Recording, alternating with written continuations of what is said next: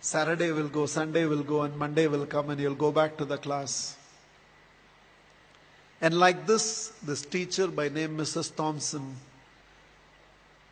entered the class for the first time. And she had this habit of starting her class by saying, "Love you all."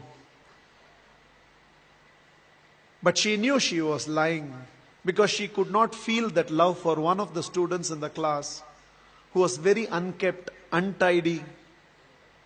And there was nothing in the child that drew attention from Mrs. Thompson. She was little indifferent to the child. She picked him for every negative example and ignored him for all the positive reasons. That year, she had written the progress report for the first quarter. And it was a system in the school that the headmasters have to countersign every progress report. The headmasters called for Mrs. Thompson and told Mrs. Thompson, a progress report should report some progress. It should make a parent feel my child has a future. The way you've written the progress report for Teddy, that is how he was called. The way you've written the progress report for Teddy, parents will give up on Teddy. Mrs. Thompson immediately said, there's nothing I can do. I have nothing positive to write about the child. Immediately, the headmasters asked the administrative staff of the school to trace the old year progress reports of Teddy and send it across to Mrs. Thompson's class. Mrs. Thompson saw the third standard progress report. And it was written, the final remarks, Teddy is the brightest child in the class. She was stunned by what she read. She saw the fourth round progress report, and progressively all the remarks suggested that Teddy's mother was suffering from terminal cancer. She is not able to give the attention she used to give to Teddy, and it's just beginning to show up on the performance of Teddy. The fifth standard progress report read, Teddy had lost his mother and along with that himself. He desperately needs help, otherwise we will lose this child. By then there were tears in the eyes of Mrs. Thompson. She looked at the principal and said, I know what to do.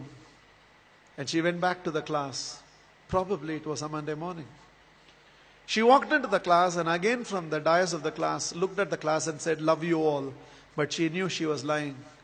The love she was feeling for Teddy right now was far, far greater than the rest of the class. She decided that she is going to change her approach. For every positive reason, Teddy's name was called.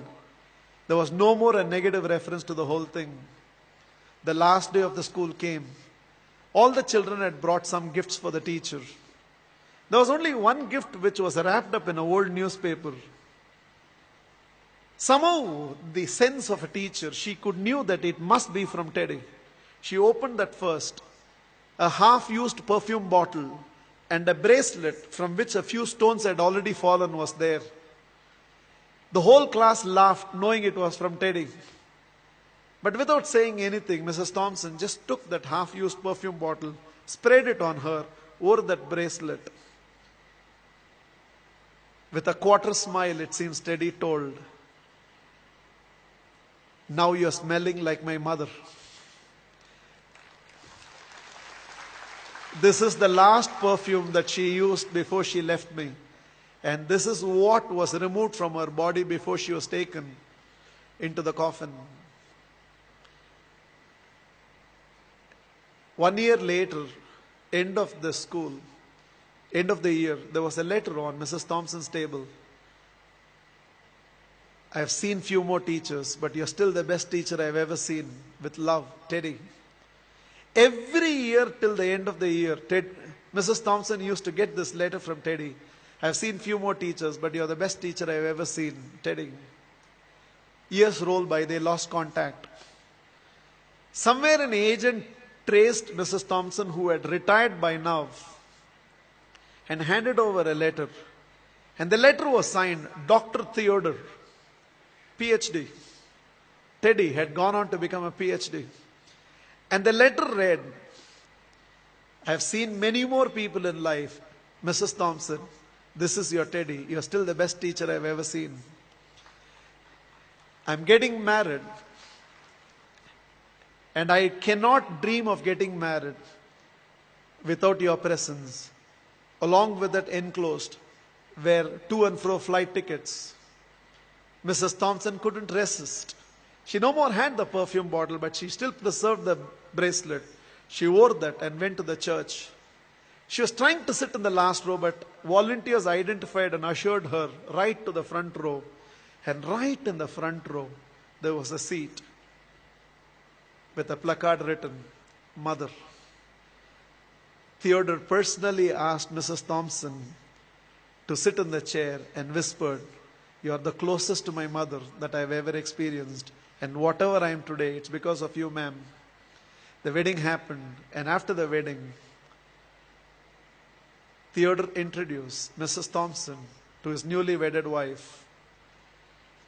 Without her, I wouldn't be where I am today. There were tears in Theodore's eyes. It seems Mrs. Thompson told the newly wedded woman, "Without Teddy, I would have never realized a teacher must first be a mother to every student of hers, and only then a teacher."